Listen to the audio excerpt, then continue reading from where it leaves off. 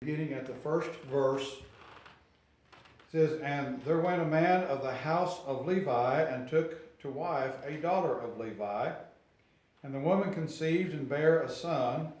And when she saw him, there was a goodly child. She hid him 3 months." Okay, we'll stop right there. So the reference on that, because we can go to the New Testament.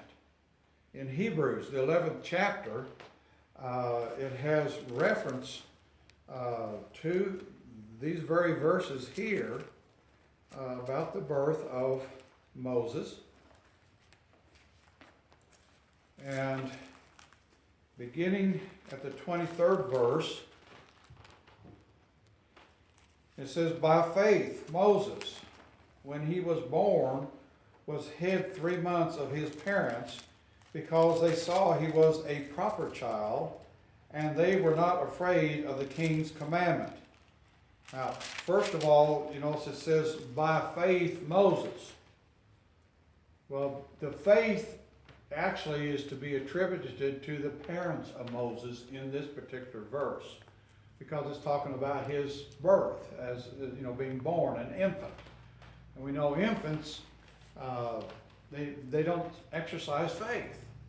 But it was his parents, again, agreeing with what is in Exodus, and I'm sure this verse, as Paul records this to the Hebrews, is drawing from the writings of Exodus. But it says that they hid him 3 months, and it says because they saw he was a proper child. And we compare that back to Exodus, and it speaks there mostly of the mother saw him that he was a goodly child. Either way, proper child, goodly child, the reference goes back to that there was something about this baby that they knew was different. The goodly child, the goodly in Hebrew, goes back to being handsome, which would be his general appearance. But however God worked this, these parents realized this child is special. And I'm sure, bar anything, what's the old saying that a baby can look like a monkey, but it's still the most beautiful child to its mother?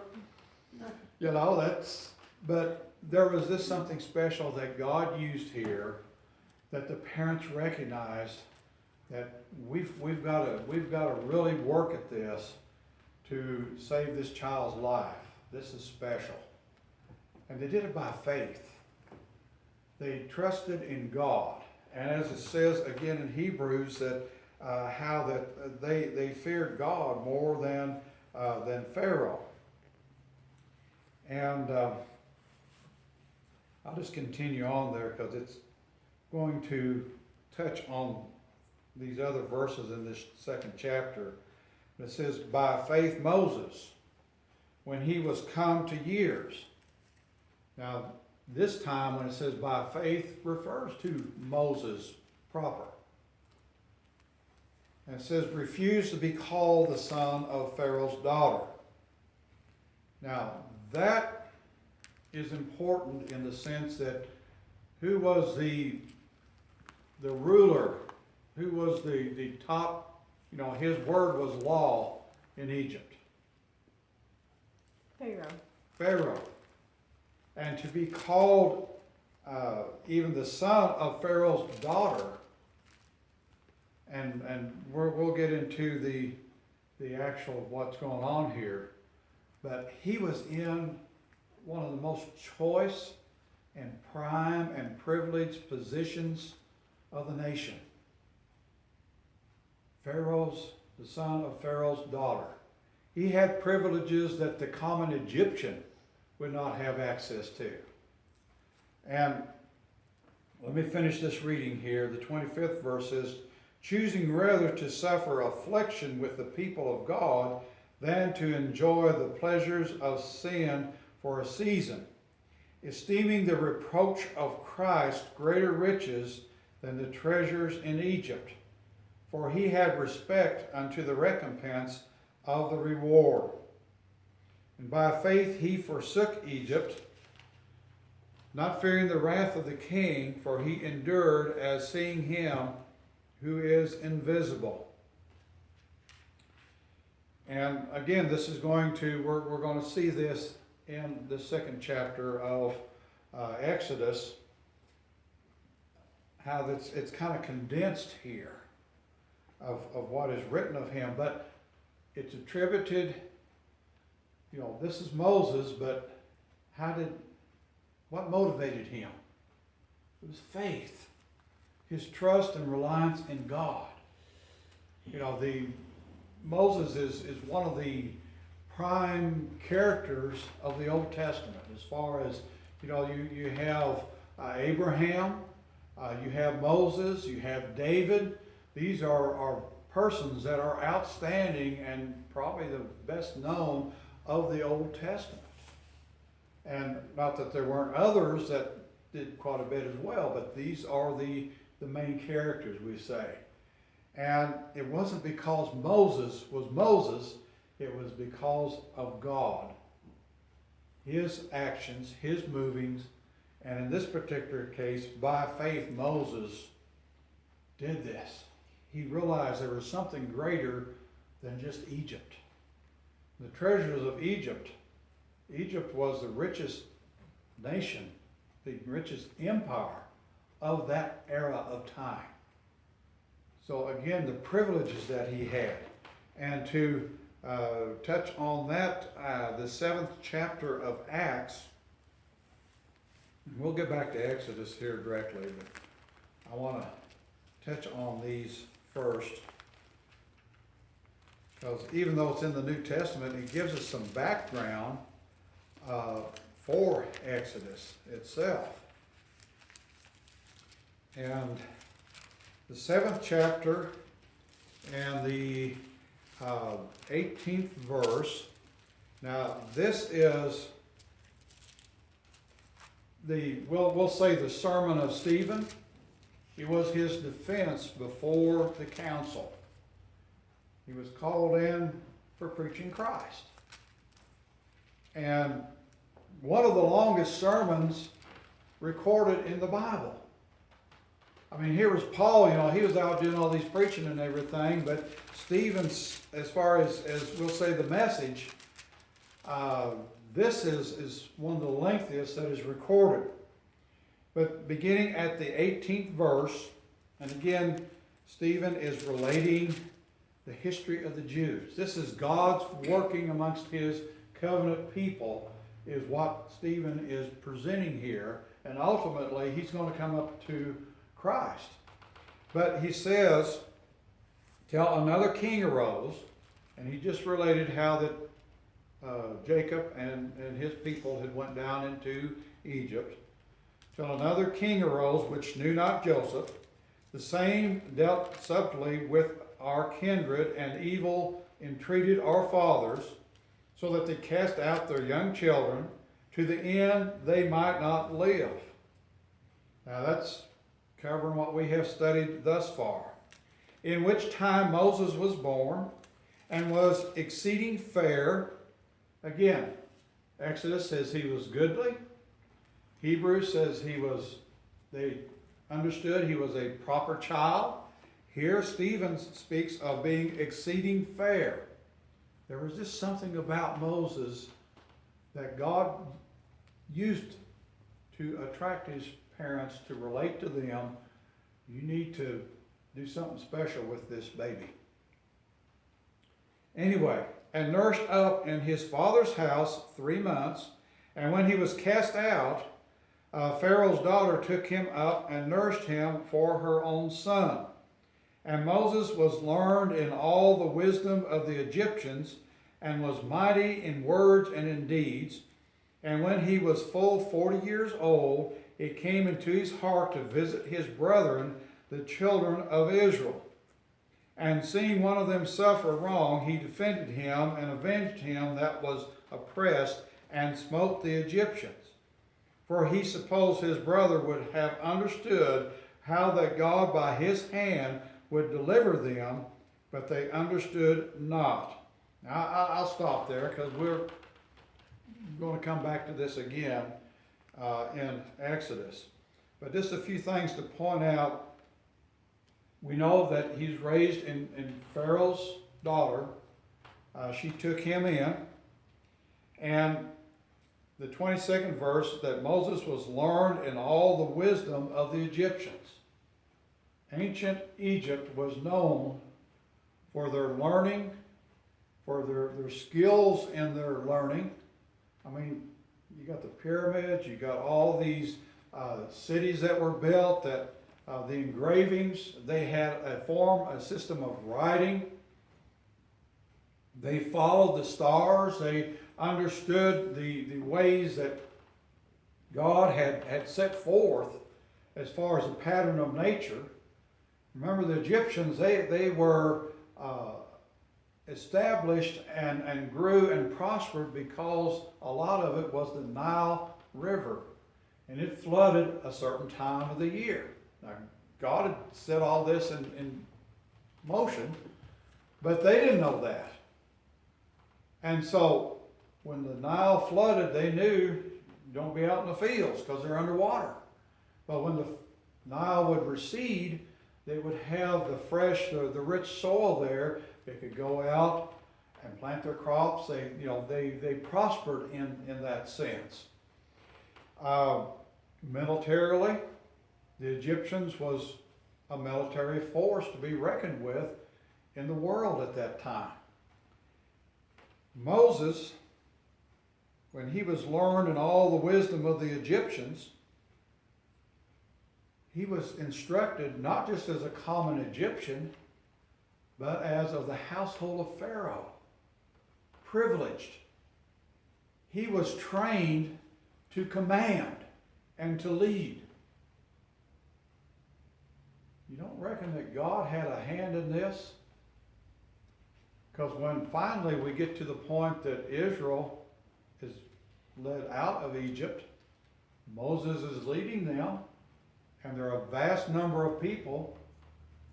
He's already trained in the skills of dealing with large numbers of people. God was preparing him. And it says, mighty in words and in deeds. Doesn't tell us a whole lot, but if, again, he was of the household of Pharaoh, I can see him having position militarily, and who knows? I mean, it'd be speculation, really, on what occurred when it says this mighty in words and in deeds. He did a lot of things that was noticeable and honored by the Egyptians. So, and then it says he was a full 40 years old. Keep this 40 years in your mind as we study about Moses. But it says that it came into his heart. It came into his heart to go visit his brother. He didn't wake up some morning and say, well, I think I'm going to go out and take a look at these Hebrews and see what they're all about. It was placed in his heart. You need to go out and check on those people. And it says of his people. At what point do you think Moses realized who he was? As far as Egyptian, Hebrew, at what point? I feel it was early on. How would he know that unless his mother taught him that because she stayed there till he was probably pretty old, taking care of him. So she must have fed this to him as a child. That's the only way I know, because Pharaoh's people wouldn't tell him anything. Pharaoh's people wouldn't. They didn't want the Hebrews there anyway, so that's the only way I feel that he got it. It wasn't that he was just a little infant. But she stayed with him, I think, until he grew grew up to... Because even a child of, the weaning age... 5 and 6? Yeah. Yeah. Back then, yeah. Oh, my God. I can, in my feeble memory, I can remember, this kind of pictures imprinted in my mind of events that happened when I was about 3 or 4 years old. It's just stuck with me. So, and this was a time when, no doubt, the mother realizing this is, Moses was what? A proper child, a goodly child. He was a chosen child. She'd probably take a little more interest in him to teach and to instruct him in things that, yeah, maybe, getting in Pharaoh's house, it's going to kind of gloss over for a while, but again, it came to his heart to go out and see his brother. He knew at least his heritage, and something moved in him to go out and to observe them, be with them. And it grows from there as we read in Hebrews, to the point that he forsook the household of Egypt because he realized there was something greater there. So anyway, that's again some background in the New Testament, hopefully that we remember as we go through this in the 2nd chapter here.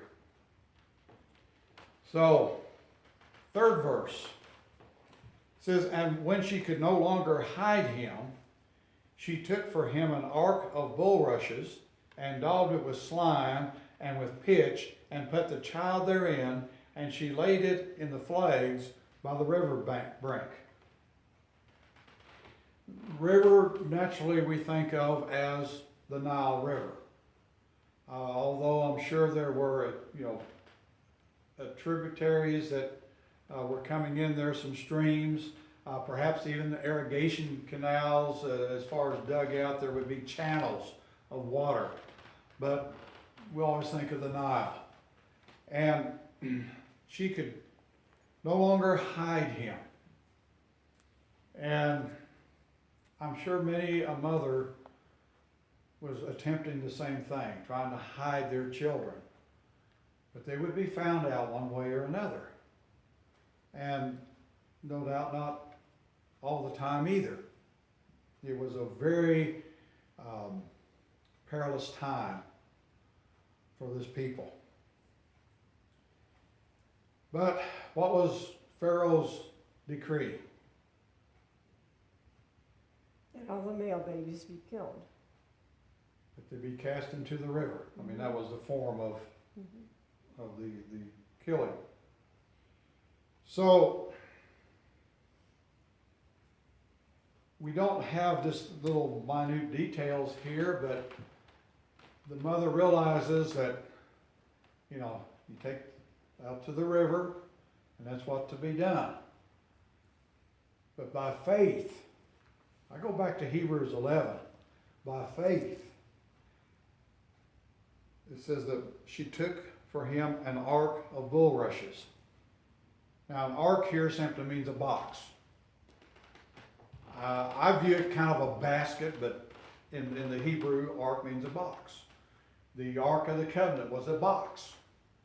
And, that's, and of bulrushes, a bulrush relates to the reeds that grew along.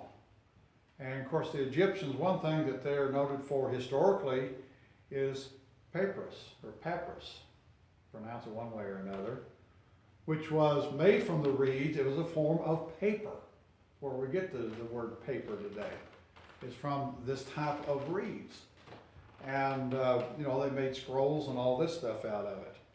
So, you go down to any stream and you've got, for our practical purposes, all these cattails growing. They're thick. Water's in there. She places the basket here in that. Now this basket, again made of reeds, it says that she daubed, which means that she coated this thing, covered it, and in a sense put a sealant on it. She waterproofed it. Waterproofed it, yes. It says with slime and with pitch. We would say that she used tar because especially, I mean, slime and pitch relate to a gooey material. And again, it would waterproof. So Moses was not just pitched out there to die, to drown. He was laid out there. God had a purpose. And she had faith in a God that, yeah, I'll follow Pharaoh's decree. But God's going to do something here. That was her faith that God would do. What else is out in those reeds of the Nile River?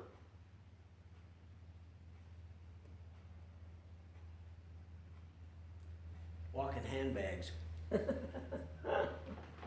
Crocodiles. Mm-hmm. Gators. Now, there's a difference, Yeah. but pretty much, In the Nile, they were crocodiles? yes. They worshiped crocodiles. That was one of their gods, was in the form of a crocodile. Oh, But yeah, that river was infested with crocodiles. oh. So, you know, this wasn't going down here to the Missouri River where, what's the worst thing we got down there? Fish. You know, But the Pharaoh's girls, she went down and bathed in that water. Man, she had a lot of nerve. I would have said, bring the buckets in my room. for one thing, God had a hand in that. Yeah. But also, I mean, let's a little bit closer home, down in Florida, Louisiana, they got gators, Yeah. and you know, people still go out in the water. Yeah. And baptized. I was thinking of that. Brother Wilson has a picture when he was in a mission work down in Texas, South Texas. And they was out in the river, and I forget the name of the river now, but it's what runs down through Corpus Christi. And anyway, out in the river and baptizing, and when the pictures were developed, it's been a while, in the background are these humps. Oh, my word. So yeah, the whole Gulf Coast. I know, So, but I mean, that's. and in this case, the daughter of Pharaoh had a group with her. Her, what is the word? Entourage? Maidens. And I'm sure one of their duties would be, you go out first and see what's out there. Keep an eye out for things. So, you know, it was done in a manner that would be common of that time, that she could safely go out there. It would be like, you know, the president, he goes to some big city, well, what happens? The guys in the black suits and the dark glasses show up a few weeks ahead of time and check everything out and make sure everything's safe. So that's what we would be viewing here as far as the circumstance. Again, I go back to the idea that God had a hand in this, that these circumstances would come together.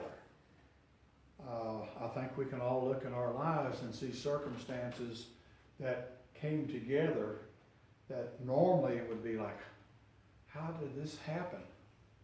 But we know God had a hand in that. He brought those circumstances together, that they occurred.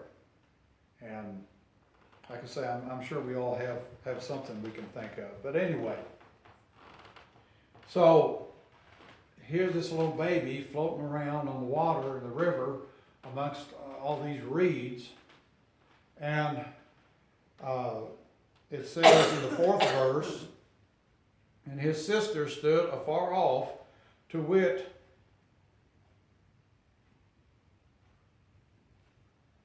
let me back up. And his sister stood afar off to wit what would be done to him. Well, that's good English we use every day, isn't it? Anyway, she's backed off to see what's going to happen. Be a witness. Okay. The daughter of Pharaoh came down to wash herself at the river, and her maidens walked along by the river's side. And when she saw the ark among the flags, she sent her maid to fetch it. Okay, this again kind of answers our question here. She had her maidens, and they were walking along the river's side, and you know, it wasn't just out for a stroll. They were observing, is it safe here? What's out there? What's going on around us? As well as it says, when she saw the ark among the flags, who goes out to get it? The maiden. So, you know, and when she had opened it, she saw the child, and behold, the babe wept. And she had compassion on him, and said, this is one of the Hebrews' children. Okay, she opens this up. Here's this baby. How is this baby described? Fair. Fair, goodly, proper, everything. This is a good looking kid, for one thing. Here's this princess, and she opens it up, and what does a child do? Cry. Just melts your heart, doesn't it?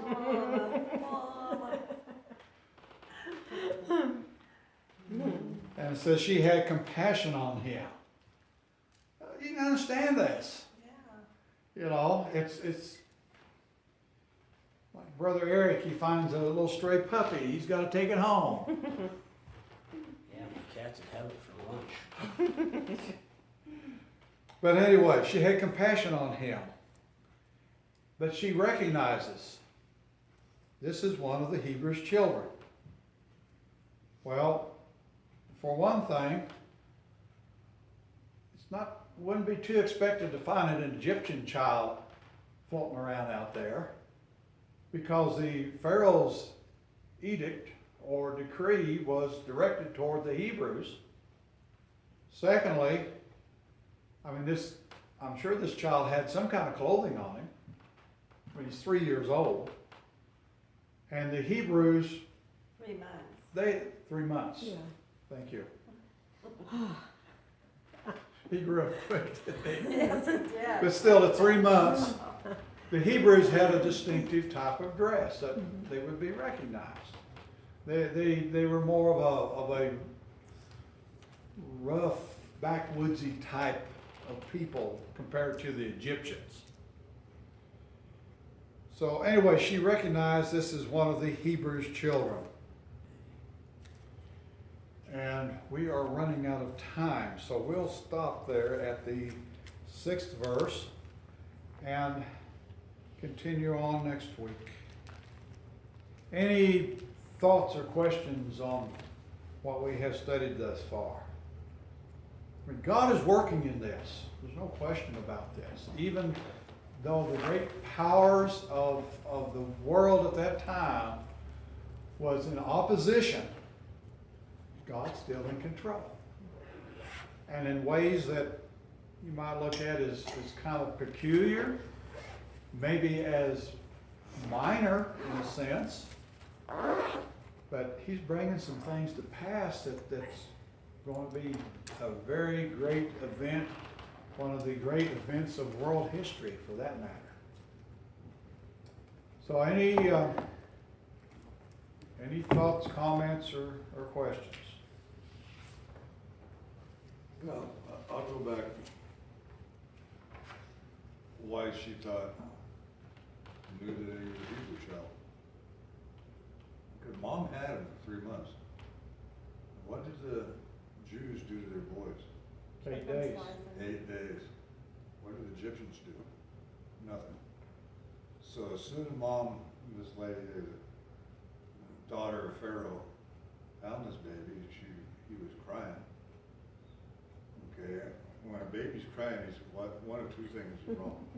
They're not gonna change him out in the middle of the river. Well, They had no clue. it doesn't They brought him it up doesn't to the say bank. that he- They brought him into the bank, Okay, but he was a gorgeous baby, and Well, but, immediately they fell in love with him. Okay, but it didn't End of say immediately, story. she found, that, you know, this is, I'm sure that She recognized. she recognized that this was a Hebrew child. Well, like he Okay, said, well, it could have been close, but I believe it was more that when she went to change the diaper, had one of her maidens do it. The verse tells us what first? She had compassion. She was already falling in love. fall in love with this child. Right. Then she finds out he was a Hebrew. Yeah. Well, at that point, I mean, the sequence of things, finding out he's a Hebrew wasn't that important. No, Well, it's like no. you said, the Egyptian's kid didn't float in the waters. She knew why that baby was there. I mean, she was, I'm just gonna throw it out. Well, yeah, that's a good point. Yeah. It really is. Cause I I'm mean, sure then when she changed his diaper, she's going, oh, wow, he is Hebrew. you know, she turns to one of her maidens and says, change that kid. Yeah, She didn't do it, but yeah.